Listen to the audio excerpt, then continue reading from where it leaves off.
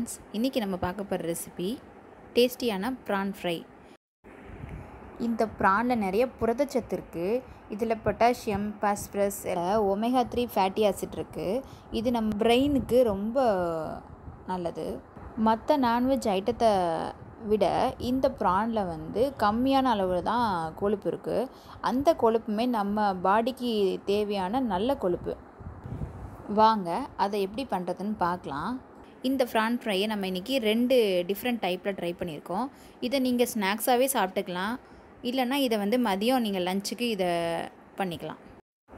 நான் இன்றைக்கி இந்த ப்ரானை ஒரு 2 டிஃப்ரெண்ட் மசாலா வச்சு ட்ரை பண்ணியிருக்கேன். ஒன்று பெப்பர், இன்னொன்று கோரியண்டர் பவுடர். ஃபஸ்ட்டு நமக்கு தேவையான அளவு பெப்பர் எடுத்துக்கோங்க. அதில் சால்ட் ஆட் பண்ணிவிட்டு நல்லா மிக்ஸ் பண்ணிக்கோங்க. அடுத்து இன்னொரு பவுலில் கோரியண்டர் பவுடர் எடுத்துக்கோங்க. அதில் அதுக்கு தேவையான சால்ட்டு போட்டு அதையும் தனியாக மிக்ஸ் பண்ணி வச்சுக்கோங்க. இந்த 2 மசாலாவும் தனித்தனியாக ரெடியானதுக்கப்புறமா நம்ம வாஷ் பண்ணி வச்சுருக்க ப்ரானை எடுத்து இந்த மாதிரி அப்ளை பண்ணுங்கள்.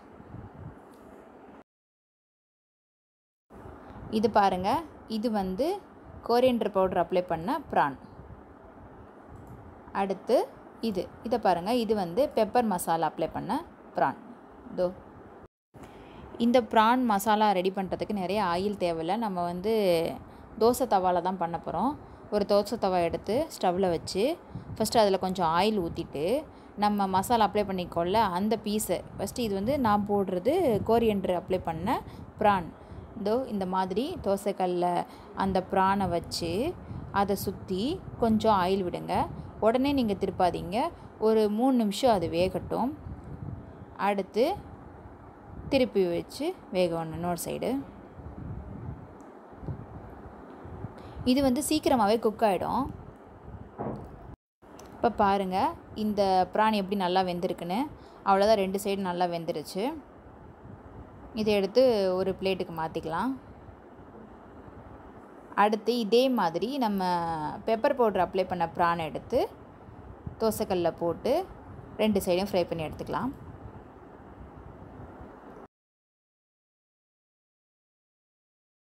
அவ்வளோதான், அதுவும் ரெடி ஆயிடுச்சு. இங்கே பாருங்கள், இது 2மே டிஃப்ரெண்ட் ஃப்ளேவரு, ரொம்ப டேஸ்ட்டாக இருக்கும்.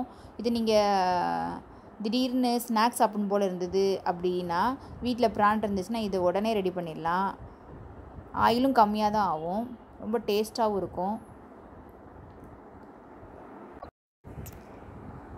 இல்லைன்னா இதை நீங்கள் மதியத்துக்கு ரசம் வச்சு இந்த மாதிரி ப்ரான் மசாலா டிஃப்ரெண்ட் ஃப்ளேவரில் ரெடி பண்ணி வச்சு சாப்பிட்டிங்கன்னா ரொம்ப டேஸ்ட்டாக இருக்கும்.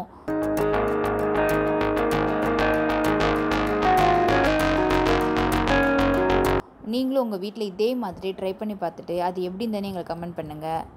நம்ம சேனலை மறக்காமல் சப்ஸ்கிரைப் பண்ணுங்கள். Bye friends.